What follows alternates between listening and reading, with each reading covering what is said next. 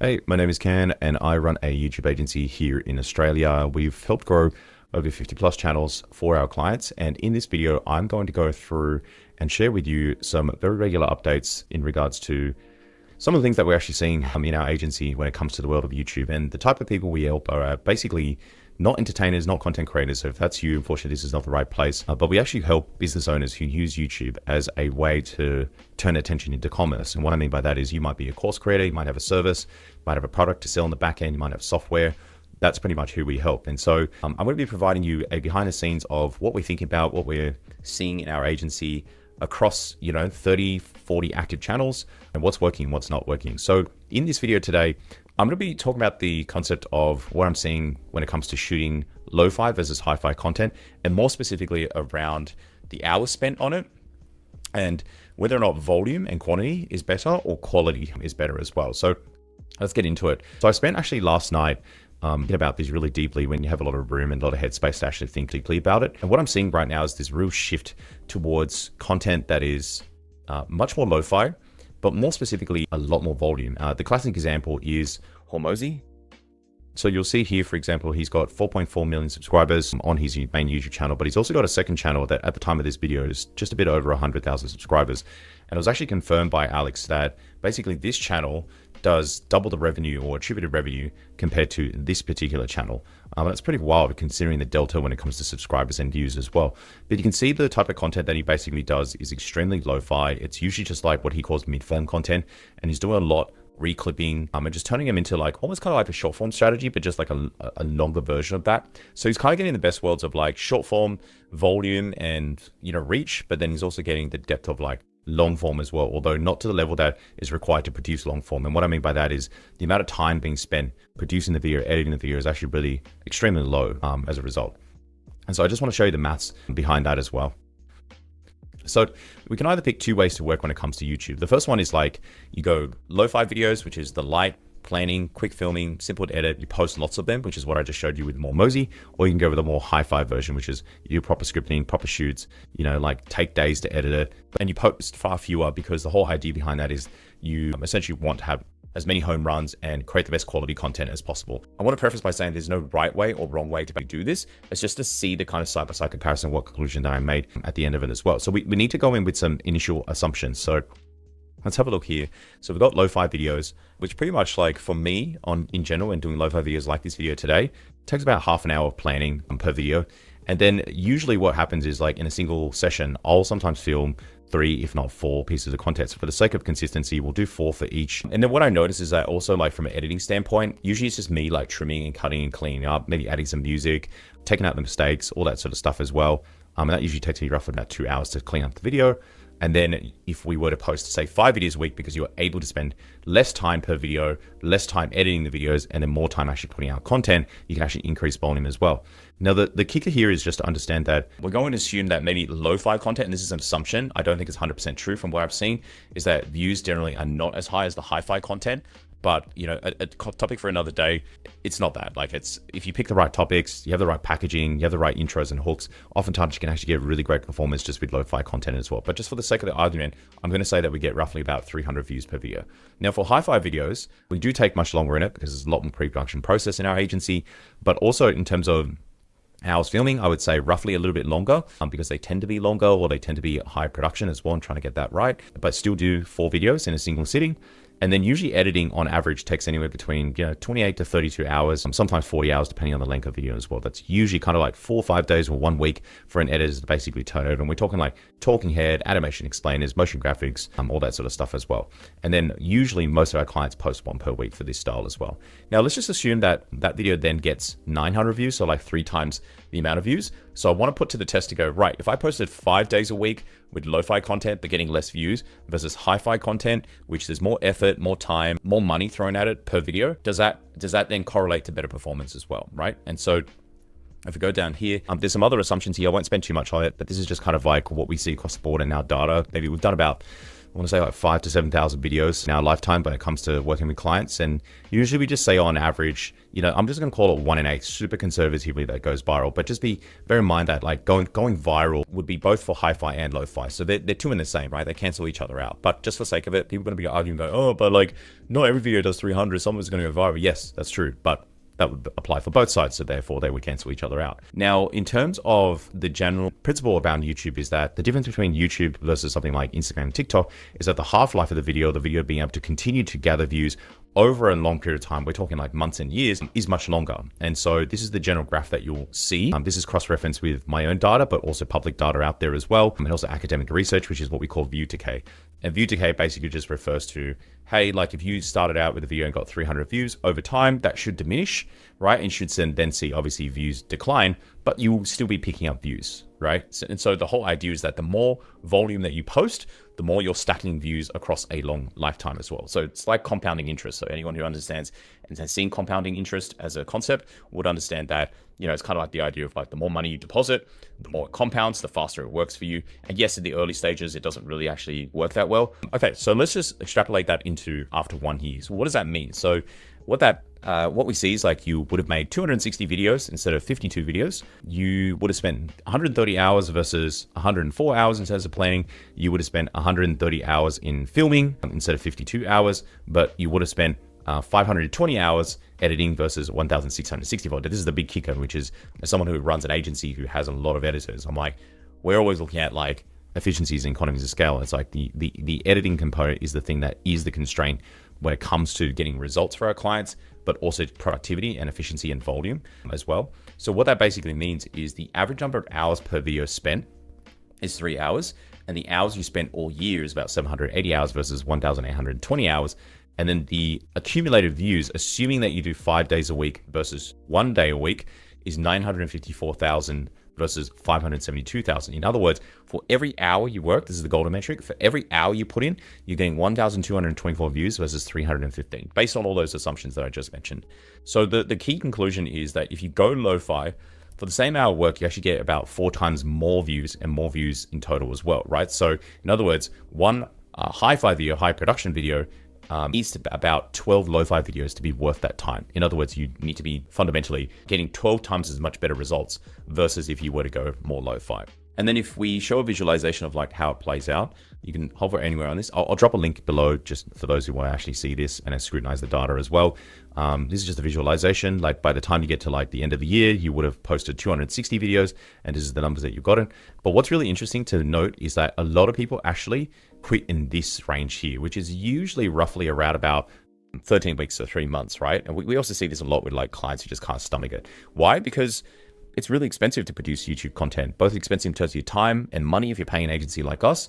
And so what if we flipped it on its head and we said, well, instead of being really expensive, it's not as expensive as doing a traditional YouTube video, but it's not as cheap as doing a short form reel that takes you like 30 seconds to pump out. So it's somewhere kind of like in the middle. But if we just played a bit more of a volume game by doing so, what would that mean? And you can see even at like week 13, you're already seeing like a significant difference. And what's really key to understand here is that the human psychology and the fallacy is that if you don't see enough progress proportionate to the amount of effort that you do, then oftentimes people tap out. It's kind of like having a really strict diet, like chicken and broccoli all the time, and just going, you know what, I can do it for like 2 weeks, and I'm just gonna like burn out because I can't eat another like plate of chicken and broccoli. So the level of compliance, the level of consistency is how you get results in any skill, not just YouTube, but very specifically YouTube, because the amount of effort and input doesn't feel worthwhile, right? Because you're going in, you're like, I'm not getting a feedback, I'm not seeing a dopamine cycle that is allowing me to see progress,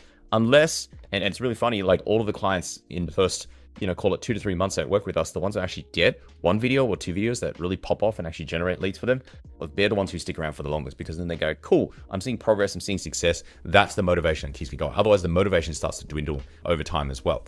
So this point is just to say, like, the most important reason why I think lo-fi works really well is because you don't feel like every video is a home run. Like you're not doing a Super Bowl commercial. Instead, you're doing like mini BBs, right? You're just going like little small efforts that I can put over time, like this video as well, so that by the time I get here and I'm doing 50 videos, it's the quantity then leads to quality. Not to mention the fact that once you've done enough videos, like you've had enough practice, just like anything, when you do enough reps, you get really freaking good at it. So that should then proportionally help you then increase the value of your videos and therefore get better performance out of your videos as well. So there's so many more things, but just for simplistic reasons, this doesn't even factor in the assumption that you will improve over time as well. It's just assuming that you still have the same baseline level of skills, but you're just compensating by doing volume as opposed to actually doing quality. So coming down here, this is just another version of that on a per video basis. And then of course, this shows you the compounding effects of lo-fi versus hi-fi videos on a monthly basis as well, right? Like you can just see as things like compound on top, the views, the total number of views that you get on a per monthly basis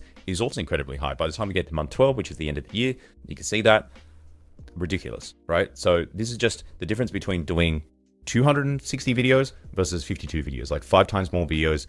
But of course, your videos are not 5 times more effort. They're usually like way less effort as a result of part of this as well. And because of like technology now, you can get away with this. Like I have clients who basically do the learn videos and they do extremely well. And so what's the punchline? Like why more goes beats better goes. In other words, think of it as like buying 260 tickets a year. You don't need any single one to win. With that many in the draw, some of them will. You just keep buying tickets. Whereas with hi-fi tickets, like you're hoping that every ticket is the winning horse. And so it's kind of like when you go to the horse race like an Open Cup and you're trying to bet on the winning horse versus what if you just bought a small ticket of every single horse and one of them's going to win. And as long as the odds are in your favor and the odds are big enough, you're going to recoup your losses and then still be able to then get a better result and a net better dollar position that you were at the start as well. It's the whole reason why people invest in index funds instead of picking individual stocks. So hopefully I haven't complicated with you because I'm applying, financial literacy or financial topics in terms of understanding how YouTube works, because YouTube is very much so a numbers game. There's a lot of data in here as well, right? So assume that every video has the same odds either way. Making one nicer doesn't necessarily make it more luckier, although maybe proportionally a little bit luckier as well. But the only thing you can actually control is actually how many things go out. So in other words, you can only control the inputs, meaning the effort that you put in, and the outputs or the outcome or performance of your videos, you're not always fully in control. Like the more that I do this, the more I realize I'm like, you're not in control. Like it's just the algorithm's going to do what the algorithm's going to do, right? And no matter how hard you game it, whatever anyone tells you, we always then, sort of like deviate back to the norm or the standard median as well. So just to recap, it's like, why do people quit? Basically, the first one is sunk cost. They're not getting results. Our clients are paying us thousands of dollars per video. Sometimes it's cash flow. It's unbearable, really difficult to maintain as well.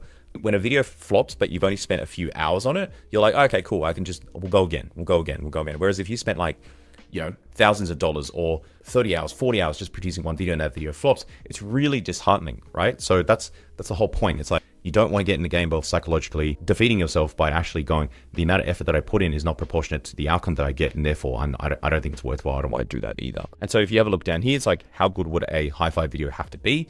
It has 2 bars to clear. Essentially, just to match lo-fi's views for the year, one hi-fi video needs to do 5 times better to be worth the time it needs, meaning the time that you spend on it. It needs to do anywhere between 11 to 12 times better, right, for it to be worthwhile of your effort. And so what you have actually set it to is basically 3 times, which was that 300 versus 900 as well. So in every scenario, whether it's time that you spend versus effort that you put in, right, versus proportion to performance of each one, it needs to clear a significant bar in terms of hi-fi to do a lot better. Now, does it happen? Absolutely. There are people with incredible channels with high production quality, and they're also able to like do really well. But in the world of business where you're doing things that are a bit more specific, hyper niche, where the algorithm is not built in your favor, in other words, the algorithm is built not for taking people off the platform or specific niche content that only small people are interested in, but also optimized for broad content, and therefore like broad doesn't always equal better leads and better revenue for you. It is better to do actually smaller bets in terms of like lo-fi videos, but hyper specific topics to be able to do that as well. One other thing to also mention is like people are going to go, well, how the hell am I going to do 5 videos or 5 topics every single week for like an entire 260 videos?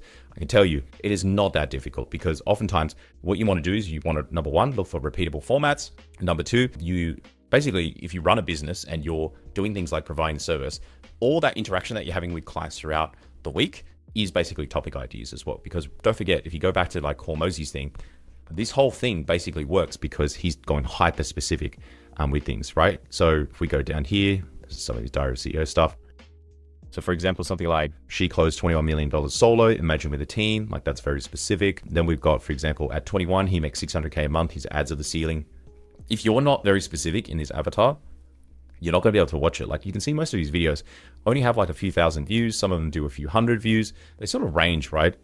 And usually what you find is like the more broad they are, the better they perform. The more narrow are, the worse they perform in terms of view count, which doesn't equate to obviously revenue, because when you watch a piece of content, do you go, oh my God, that's not a good piece of content because of the view count? No, you watch it because it's very specific to your specific problem that then helps you unblock or help you address a particular constraint in your business as well. So I want to show you like another couple of channels that demonstrates this. Guy called Nick Sarayev, incredible guy. He's got a main YouTube channel, but he's also got a second channel. And you can see here, just really lo-fi content, just him like loom style videos, filming stuff through. Some of it gets a few thousand views, right? Some of it flops, some of it does better. But this guy's like posting nearly like multiple times a day or multiple times a week, essentially, right? And so you'll see here that basically this channel has grown to 21,000 subscribers, and he makes like $500,000 a month with his school program as well.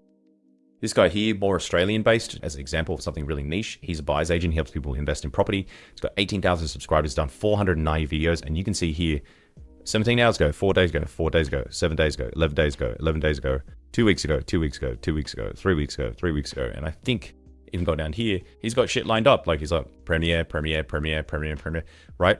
And I know for a fact, because I know this guy, that he's absolutely printing in terms of the amount of leads and revenue that he's getting, because he's not even doing like proper packaging, right? Like in terms of doing decent YouTube, like a lot of his titles just really bad.